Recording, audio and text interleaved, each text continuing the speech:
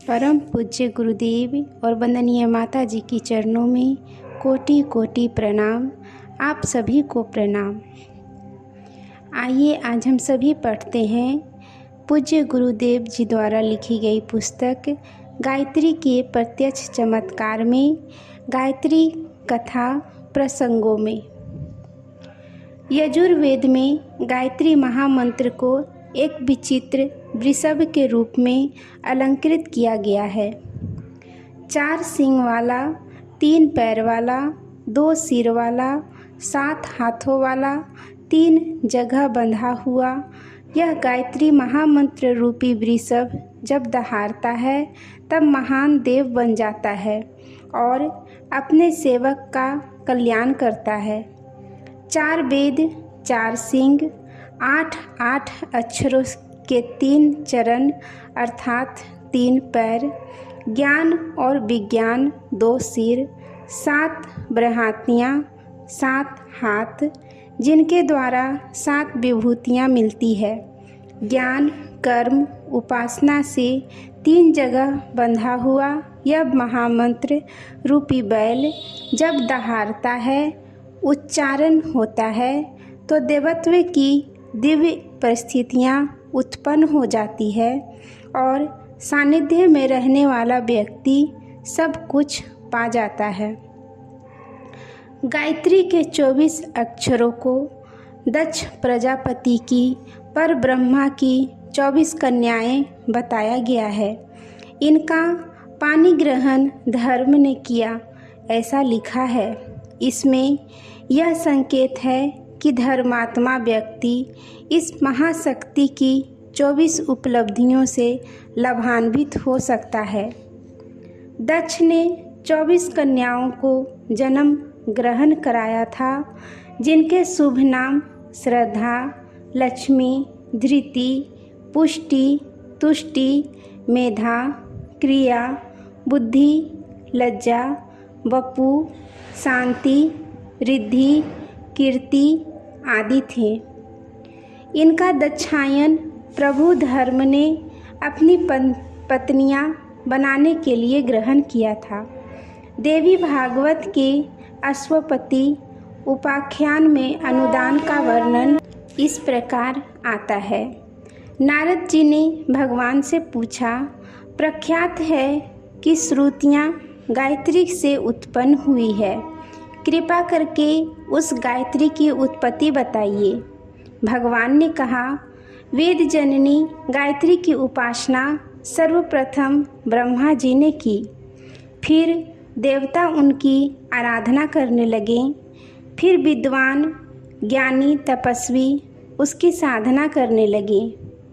राजा अश्वपति ने विशेष रूप से उसकी तपश्चर्या की और फिर तो चारों ही वर्ण उस गायत्री की उपासना में तत्पर हो गए। महाभारत वन पर्व में भगवती सावित्री के अग्निहोत्र की अग्नि में से प्रकट होने और राजा की साधना युक्त उपासना से प्रसन्न होकर उसे वरदान देने की चर्चा इस प्रकार आती है। राजन, तब मूर्तिमयी सावित्री देवी ने अग्निहोत्र की अग्नि से प्रकट होकर बड़े हर्ष के साथ राजा को प्रत्यक्ष दर्शन दिया और वर देने के लिए उद्धत हो अनुष्ठान के नियमों में स्थित उस राजा अश्वपति से इस प्रकार कहा। सावित्री ने कहा, राजन, मैं तेरे विशुद्ध ब्रह्मचर्य, इंद्रिय संयम, मनोनिग्रह तथा संपूर्ण हृदय से की हुई भक्ति के द्वारा बहुत संतुष्ट हुई हूँ। इस उपाख्यान में महर्षि पराशर ने अश्वपति को गायत्री महाशक्ति का महात्म्य तथा उपासना विधान विस्तार पूर्वक बताया है। राजा की वंध्या पत्नी को सुसंतति प्राप्त होने तथा अन्य भौतिक एवं आत्मिक लाभ मिलने की चर्चा भी इसी प्रसंग में आती है। दुर्भिक्ष निवारण के लिए गायत्री महाशक्ति का उपयोग करने का प्रसंग भी देवी भागवत में आता है, जिसमें महर्षि द्वारा सामूहिक गायत्री उपासना के निर्देश तथा उसके पुण्य प्रतिफल से उस कष्ट निवारण का उल्लेख है। व्यास जी ने जन्मेजय से कहा, एक बार 15 वर्षों तक वर्षा नहीं हुई। इस अनावृष्टि के कारण भयंकर दुर्भिक्ष पड़ा। असंख्य प्राणी भूखे से तड़प कर मर गए। उनकी लाशों घरों में सड़ने लगी।